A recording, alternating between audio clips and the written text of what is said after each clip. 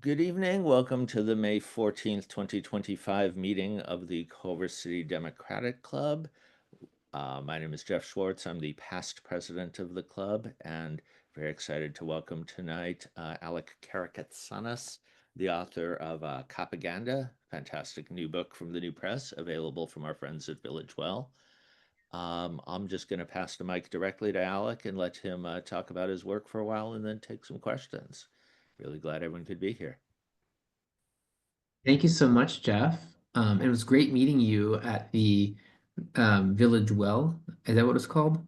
Um, I've been to so many bookstores and places that I'm having trouble remembering like all the names. But it was really wonderful to meet you and so many other people in Culver City. I think this is a small enough group where we could have mostly just a discussion if folks are interested. I don't know, maybe it'd be helpful. Like, how many of you have actually like read part of the book or came to the event? Is should I assume, okay, a couple people? Um, all right. So three people maybe? All right. So cool. That's helpful. Oh, more than that. Okay. So maybe like half the people. And I saw Mariah had her copy there, it looked like. It was really nice of you to bring it. Um, so thank you so much for engaging with the ideas in the book. I want to make sure that since a bunch of you have actually read some of the book, we actually talk about the things that are most interesting to you in the book. And so maybe I'll start by just giving you a little bit of a background on who I am and what I work on and what the book, to me is trying to do. And then I'll just pause and maybe from there on we can engage in more of a discussion. Does that sound good to folks? Okay, cool. So, and Jeff, for those of you who were there at the event, I'll try not to repeat too much stuff that I already, said at the event. So, I started my career as a public defender in Alabama, and I was representing people who were accused of federal crimes who couldn't afford an attorney.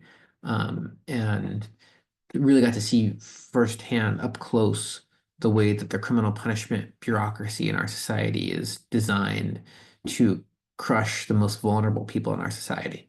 And it's in so many ways that I learned sort of quickly and then some that it took a long time to really absorb. The system is not about safety. It's not designed to create or promote safety. It's not effective at creating or promoting safety, but it is very effective at control and surveillance and punishment in a way that serves the interests of the most powerful people in our society. Those are some conclusions that I came to um, through that work. So after I was a public defender in Alabama, I became a public defender in Washington, D.C. And my job in Washington, D.C. was to not, no longer was I one of the people who was like representing individual people in individual cases when they were accused of crimes, but my job was to kind of look at the whole system and find various injustices that were happening. So, for example, on my first day on the job, they brought me over to the courthouse and I was watching the juvenile court in DC. And like in many places around the country, juvenile courts are closed to the public. This is actually an issue that we are challenging on First Amendment grounds now at my organization, Civil Rights Corps. But the juvenile court was closed to the public, so people didn't know what was going on there. People couldn't see. And when I went in there, I saw that all of the children were fully restrained in metal chains, their hands to their waist to their feet. And um, it was horrific to watch. And they were there for hours. And we're talking about 8-year-olds, 9-year-olds, 12-year-olds, children with intellectual disability, children who've been abused and neglected. Totally, in my view, unconstitutional and brutal, horrific treatment. And the thing that was the most, and by the way, in my 3 years working there, I never saw this happen to a white child. Um, the thing that really shocked me the most was that I started asking around on my first day, and nobody could remember in decades anybody, a judge, prosecutor, a youth services official, or a public defender objecting to this practice. It had become so normal. Everybody was so desensitized to it. I said to one of the judges when I objected on behalf of this small child, um, what would you think if you went out to a concert with your partner and you came home and the babysitter had chained your children to a desk or something, like with metal chains for hours? You'd probably be really upset. You'd probably, not only would you never use that babysitter again, but you'd probably have them prosecuted. I mean, it's a very serious thing to do to a child, with no basis whatsoever.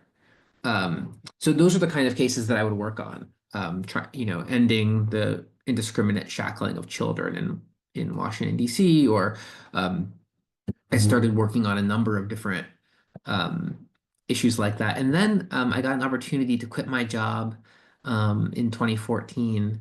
I got a grant from Harvard Law School to do similar work all across the country using civil rights laws to try to challenge systemic injustices in the punishment bureaucracy.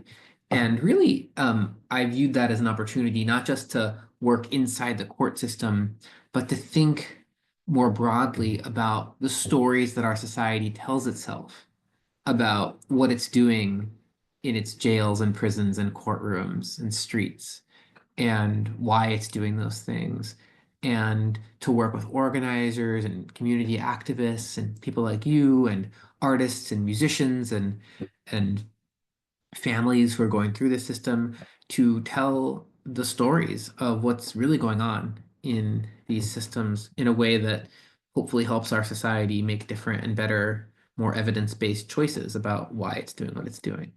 So when I got Harvard's money, the first thing I did was I flew back to Montgomery, Alabama, where I started my career. And I walked into the local court one morning.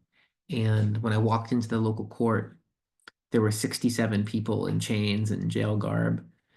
This is a municipal court. I don't know if you guys have ever been to like a traffic court around the country, but this is these low-level municipal courts around the US are how most people experience our legal system. They handle far more cases than like more serious courts. Um, and that morning, something weird, started like I started noticing something, which was that not one of those people was charged with a crime, and all of them were black. And what was going on was they were all being jailed because they owed debt to the city. And one by one, they were coming up to the court and they were begging for their freedom. They were telling the judge about their disabled children at home, or they were a homeless veteran or whatever. They all owed money on old tickets. And like hundreds and hundreds of other cities, Montgomery had privatized the collection of that debt for profit. And when the debt got privatized, all these fees got added. So, someone had like $100 ticket or something and they couldn't afford to pay it. So you get on a payment plan with this private company, but now they charge you an additional $40 a month. So if you can only pay $20 a month toward your ticket, now after a month of paying, you owe $120 on your $100 ticket. And then after 2 months of paying, you know, it goes up every month, right? And so a lot of these people had been jailed time after time after time for years, starting on a little small ticket. And I met this woman in the jail named Charnel, and she had her house raided. She had a 1-year-old in her lap and her 4-year-old next to her, just watching TV on a Sunday night. And the police raided her home, took her away from her babies. She had no idea where they were. She'd been in the jail for weeks. And her court document said, pay us $2,807, or you can sit for 59 days in jail. And she explained to me that you got credit toward your debt for $50 for every day you sat in the jail. And but if you agreed to wash the bathrooms and clean the feces and the blood and the mucus and the mold from the floors, and all the women were sleeping on top of each other because the jails are so overcrowded in this country, then you got an extra $25 a day if you agreed to be like a coerced labor janitor for the city. So Charnel and other people I met in the jail that day became my first clients as a civil rights lawyer after I left the public defender office. And we won that case. And, when we got to court, the federal judge was so outraged. How can this be happening? Because it's unconstitutional to jail someone just because they're poor. And yet it happens hundreds of thousands of times a day in this country. And the judge was so outraged at what was going on that they ordered all the city officials to appear in front of the federal court to explain it. And instead of doing that, they just released everybody from the jail.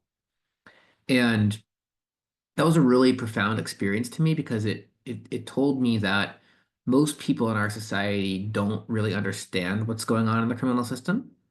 And if they had a better sense of what the system was doing and why, they would stop supporting it in such kind of, at least they would be more skeptical of the things that they hear.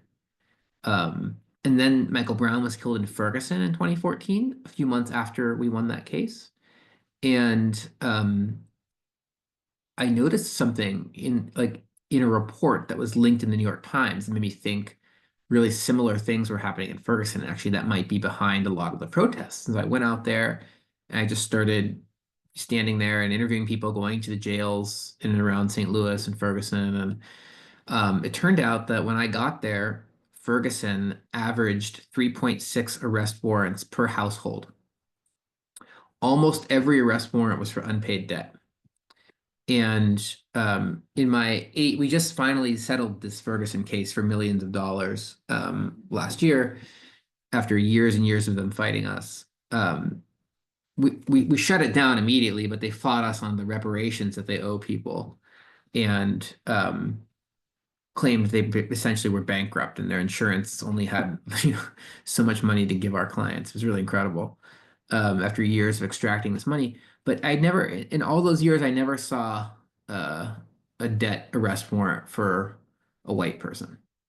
Um, anyway, we started doing those cases all over the United States. And then we started understanding that, you know, for all the hundreds of thousands of people who are being jailed or having their driver's license suspended just because they owed debt, there were people being jailed pre-trial who hadn't even been convicted of anything yet because they couldn't pay money bail. And so we started a series of cases challenging the for-profit commercial money bail industry in the United States. Um, and over the years, we've been enormously successful. I argued and won a case in the California Supreme Court that struck down California's money bail system a few years ago. And we won a case striking down the money bail system after arrest in Los Angeles County. Um, and we've been doing that work for the last 10 years, just going around the country and identifying these and many other basic injustices. Now we're up to 30 people who work at our organization. And in the process of doing that work, um, we we became really interested in and frankly quite discouraged by the way that the news media, not just shows like Law and Order and terrible movies like Black Klansman, or a lot of people don't know that Spike Lee was under contract with the NYPD when he made that movie. Um, it's not just um, movies and TV, it's the news. And it's not just the right-wing news outlets like Fox News. It's also outlets that people think of as more liberal or mainstream. And in fact, those outlets, in my opinion, are doing far more harm um, in many ways because they are purporting to be more um, evidence-based and more reasonable and more objective and more thorough and more comprehensive.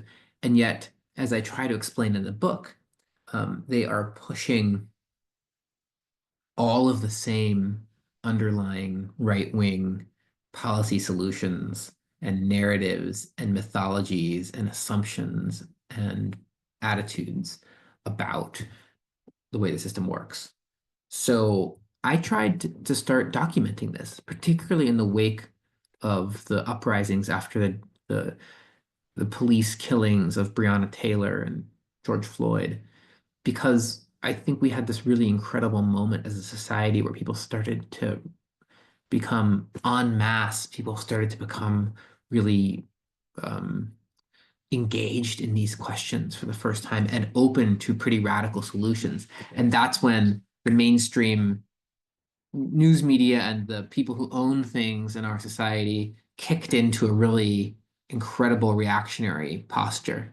They were very threatened by what was happening. There was a poll shortly after George Floyd was killed that showed that over 50% of Americans supported the burning of the Minneapolis police precinct.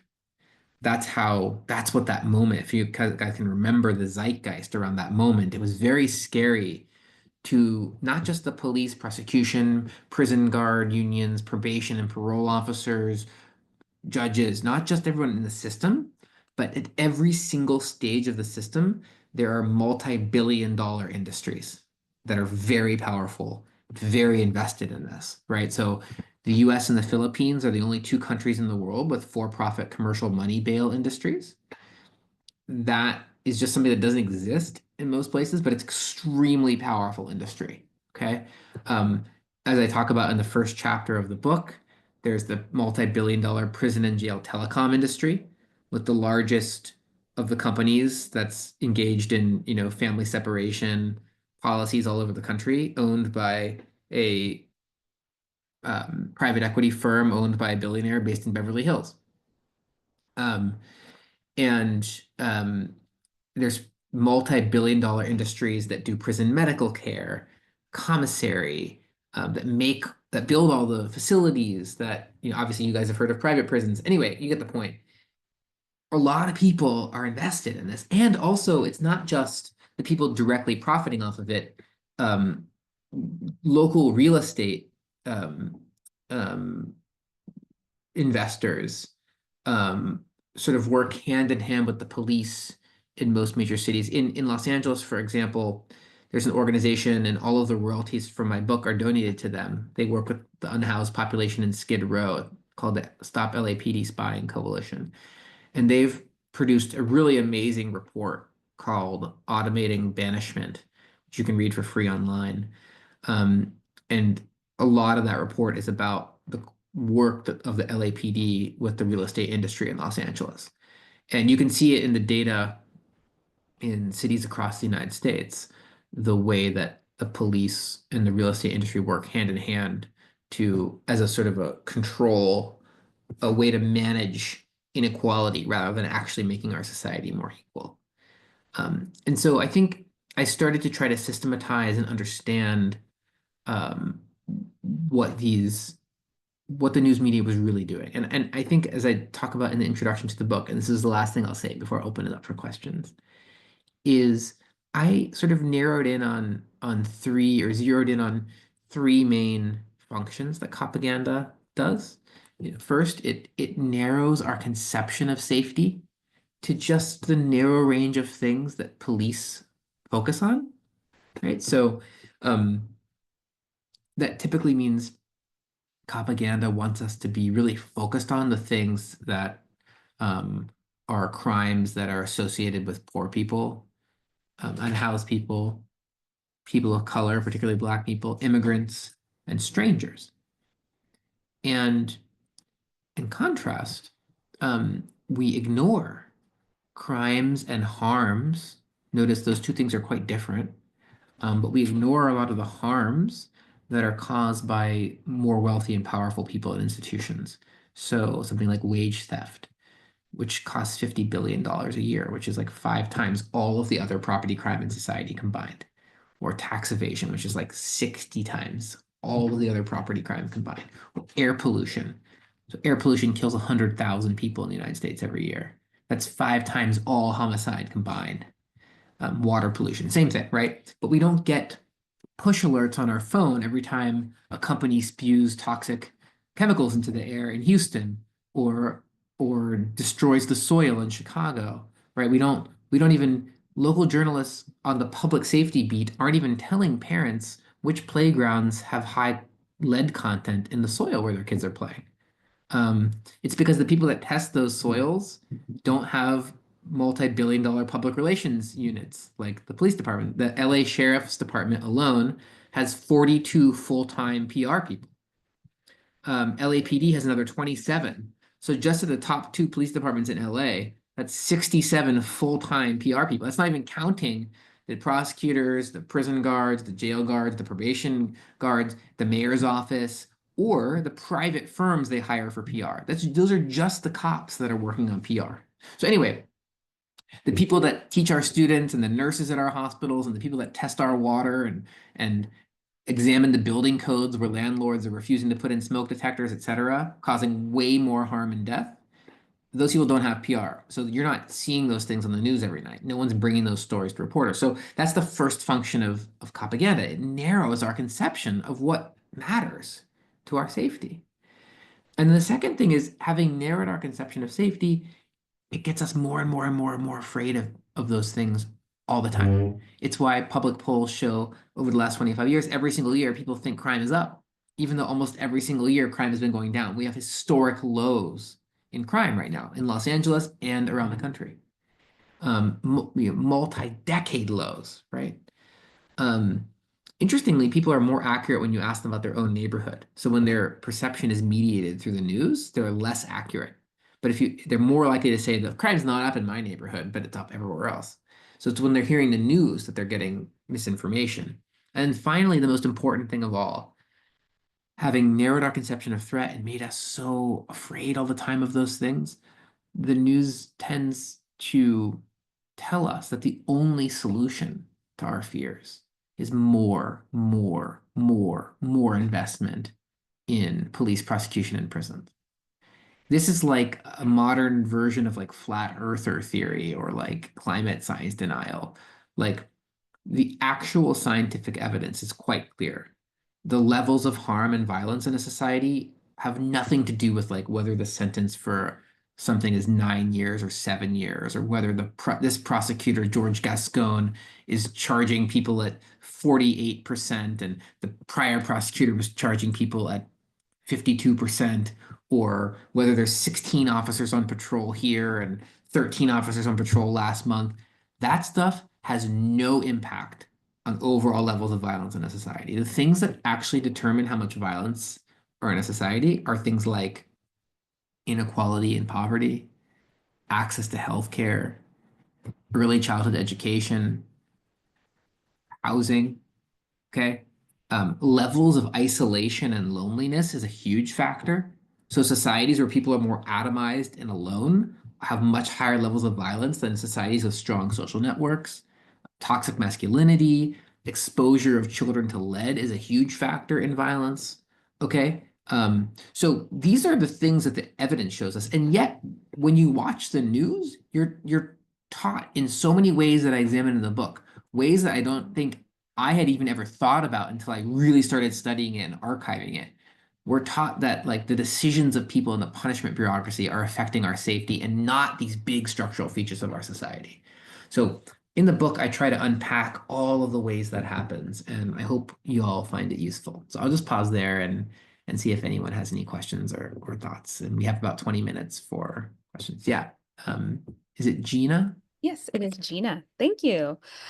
So Alec, first of all, thank you so much for your like many years of dedicated fight to communities like mine. I'm from the Midwest. I'm from Indiana, which is high prosecution state. My whole family has a criminal record, so and have been victims to exactly that same bail system you were describing, basically the debtor's prison.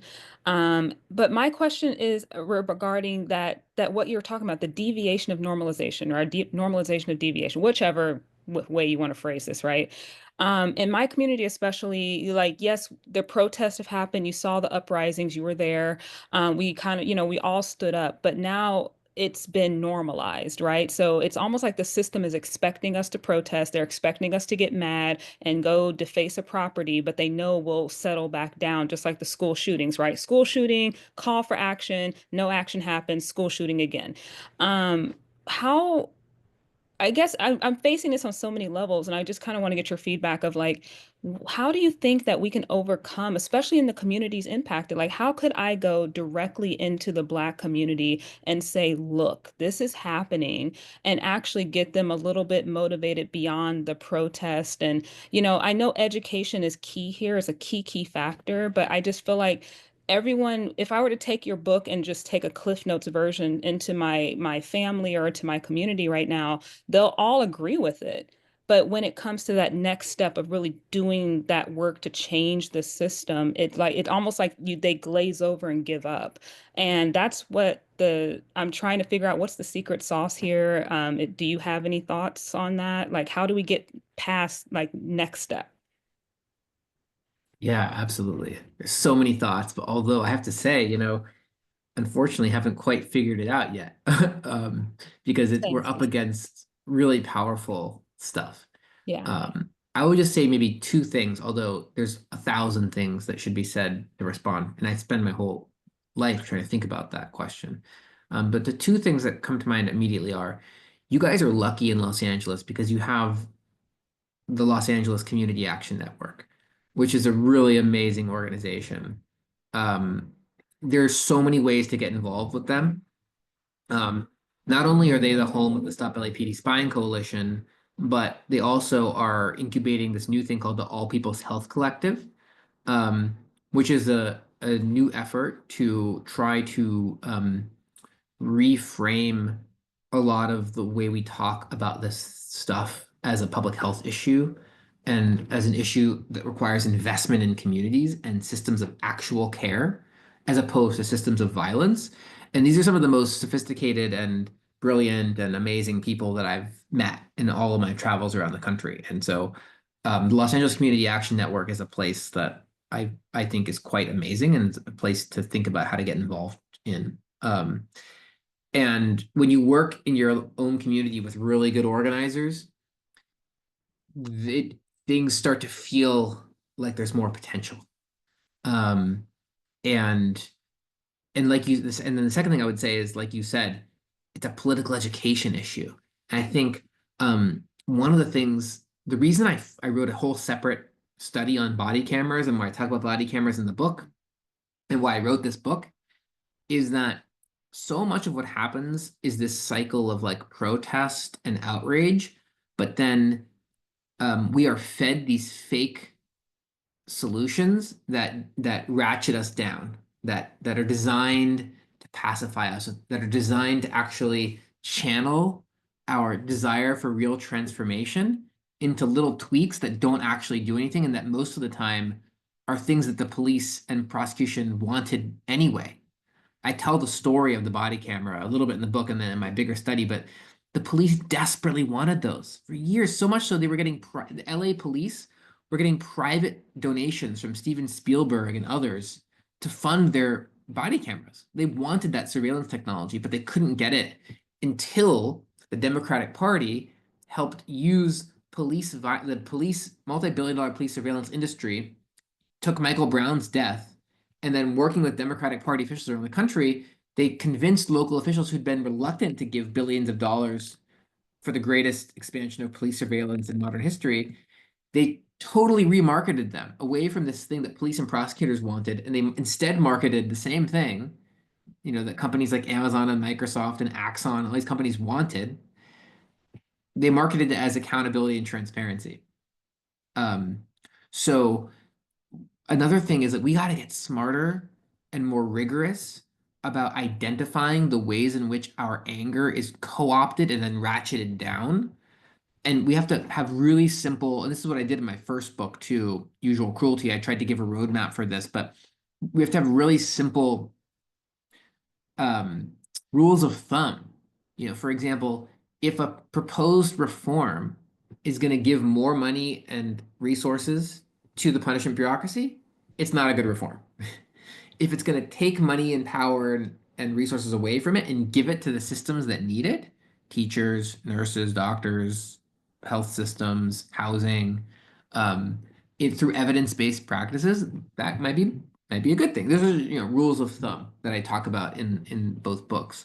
Um, but yeah, I those are just two quick reactions to what you said. I think it's really, really hard, but we have to start getting better identifying how um, the really powerful, profitable forces that benefit from these systems are so good at tricking us into using their own ineffectiveness and violence to subdue righteous anger and then redirect that into even more resources for them. That's why police budgets, even in 2020 and 2021, actually went up overall, despite all the talk about defund.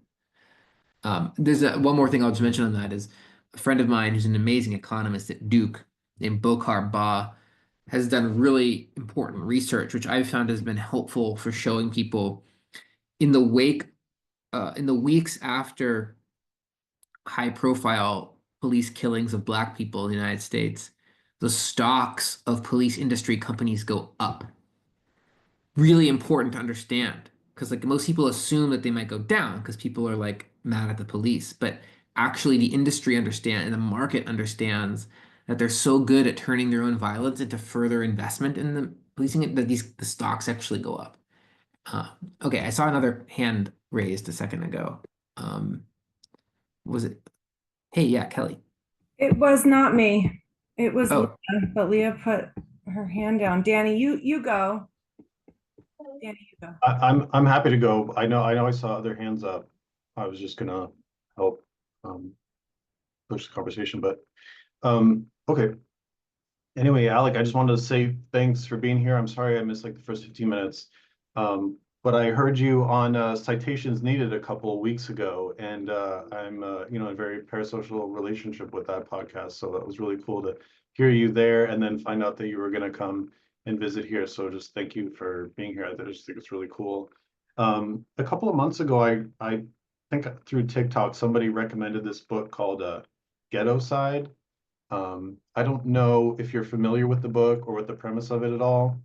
It's kind of like the premise being that like crime in like poor and especially urban Black communities is like a result of the criminal justice system failing those communities and not responding, vigorously enough to the real crimes that they face in that community or whatever. It had like when I got through it, it kind of gave me like a very like Obama era liberalism kind of like West Wing sentimentality about police and stuff. And I was just wondering if you are familiar with it, if you have any experience, or more importantly, like any thoughts on that idea, and if you see like any if that resonates with you in your analysis at all.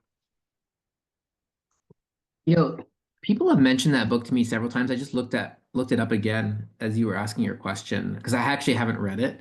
Um, I've had a number of people ask me to critique it because um, people have been so upset by it, but I haven't read it, so I can't really comment on it. My understanding, just from what people have said and from what you just said, is that the book is like quite dangerous and not fundamentally grounded in reality.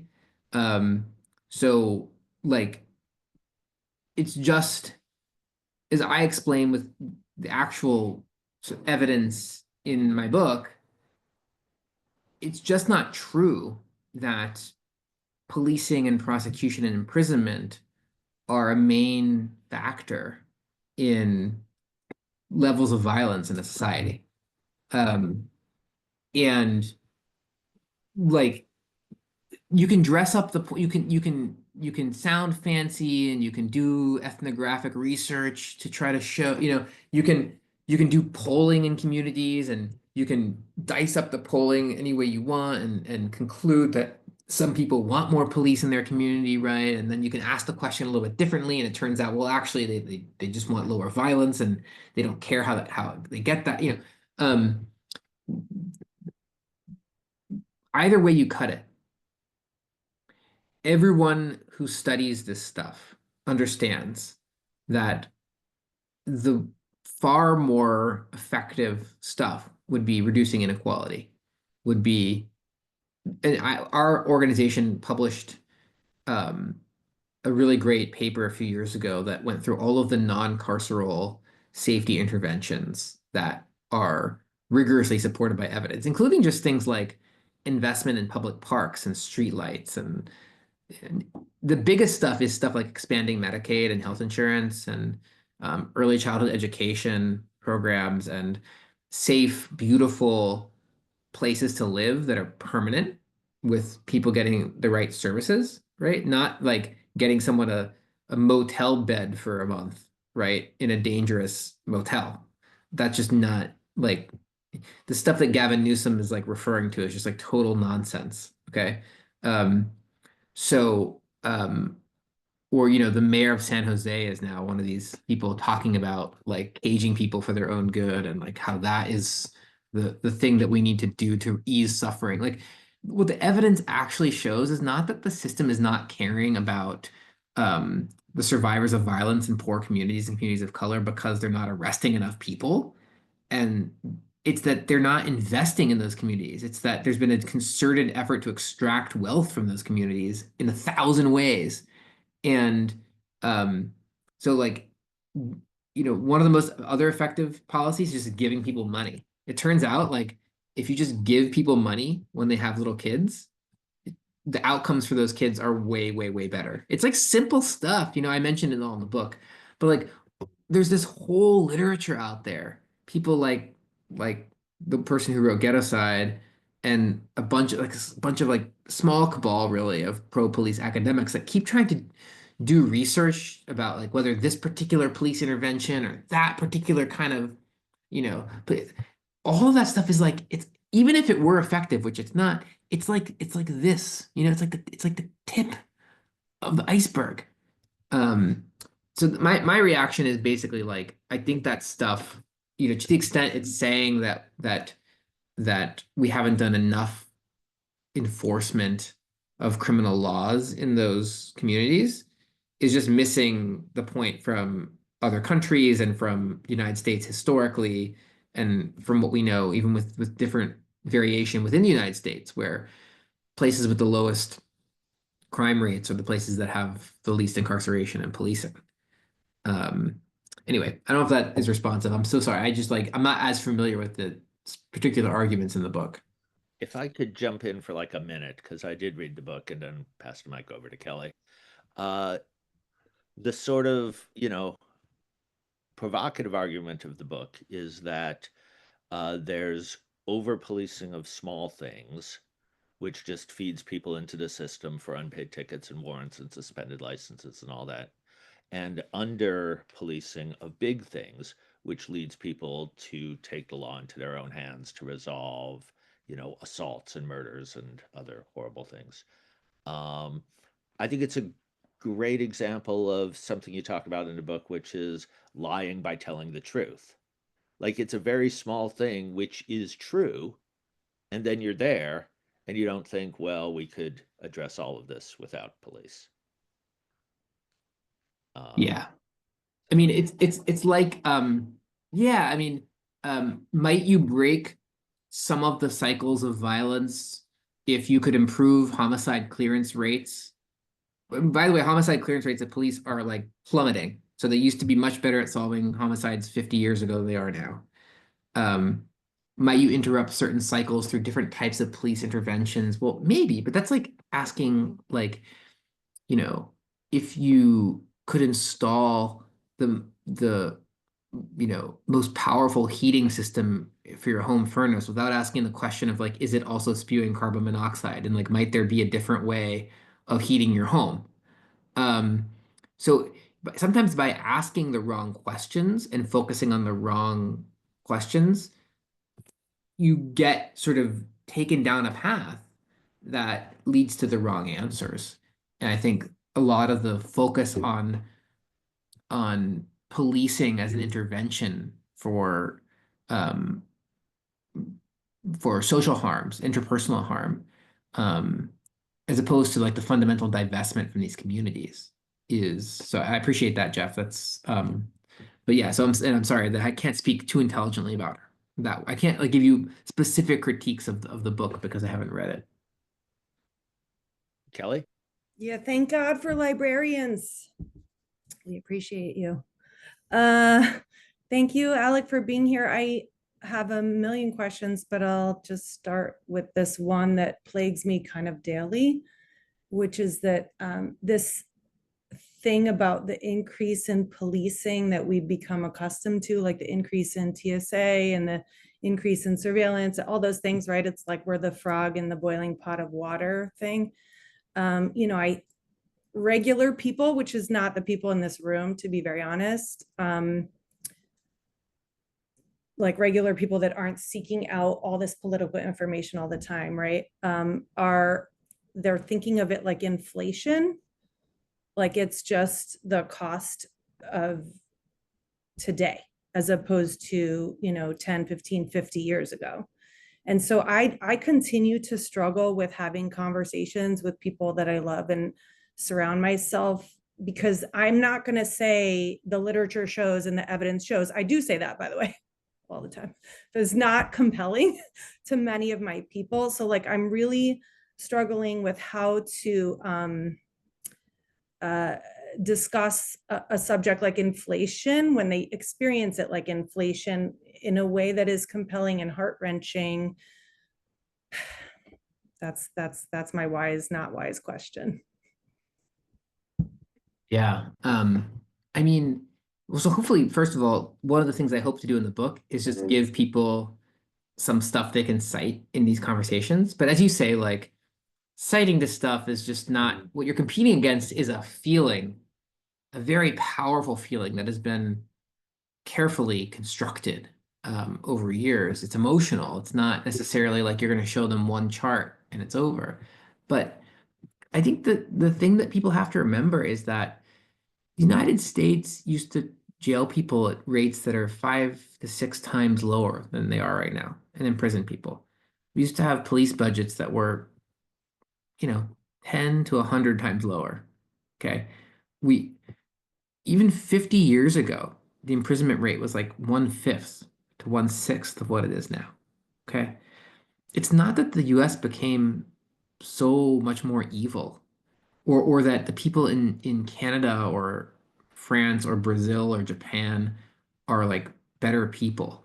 There's social policy choices that these countries are making that involve different investments in different levels of inequality and different investments in different cultures. And like the idea, to me, policing is and imprisonment are so violent, separating millions of children from their families. Um, you're doing something incredibly horrific. The government, the burden of proof is on the person that wants to separate a family to show that it's doing some good, as opposed to trying other things first. Um, and so you need not be fully aware of all the studies that show that expanding healthcare and early childhood education are actually way better at reducing crime to understand that, like, hey, wait a second, like, until you've really shown that like this violent intervention, and by the way, the police are an enormous right-wing political force in our society. They are a very organized right-wing force. So every time you invest more in those systems, you're actually empowering the far right. And it's a huge force in local politics around the country. So I don't know. I mean, I think people experience crime is going up, and they experience these problems getting more and more serious, this kind of inflation maybe that you're, talking about. But actually, that's just not the case at all.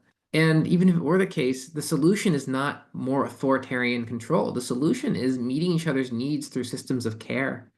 And the best, interventions around the world have always been like that. And the trajectory of the world has been away from, more authoritarian control toward more sort of systems that meet people's needs. And there's a very troubling slide backward now. And we want to be on the right side of that, I think. Cynthia, yeah, this is probably the last question because I do have to run. I'm so sorry, Jeff. Oh, yeah, I actually didn't sit down with the paper and ink book, but I listened to the whole thing on Audible, and I love your wit and humor that you inject into this very grim situation. But I heard you say over and over that there's evidence-based solutions, care versus punishment, that it actually works.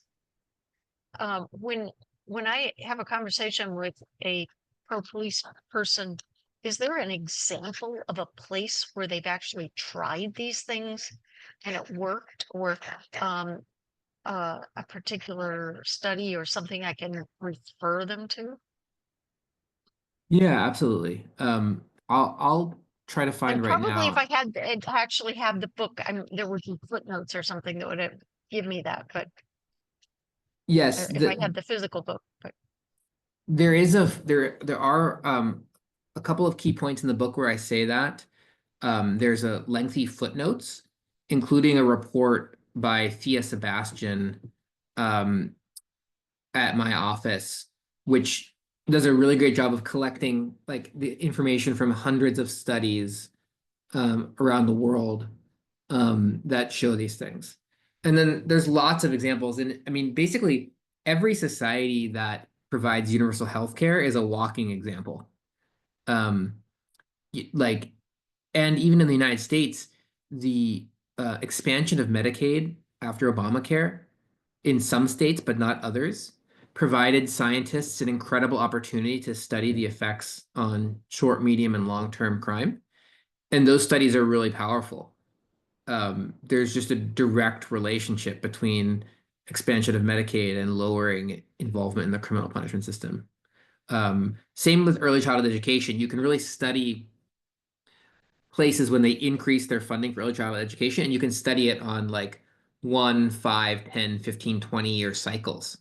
So there's like a lot of research about this stuff. And then some of the other stuff I'm talking about, like social connection, and there are different studies that have different methodologies for like estimating the extent to which a society is isolated versus connected, and people try to make arguments about that. So some of this stuff is a little bit more direct than others, but like I try to provide evidence for all that stuff in the book. Yeah. Um, Well, thank you so much for being here. I spent an extra 3 minutes, and um, I'm going to stop the recording, and you can get on to your next project, and Gina can take care of the business meeting. So, Thank you guys so Thank much for you. having me. It was great. Thank you, Thank Alex. you. Thank you, Thank Alec. you so much. Yeah, spread the word about the book if you like it. Oh my Absolutely. God, I love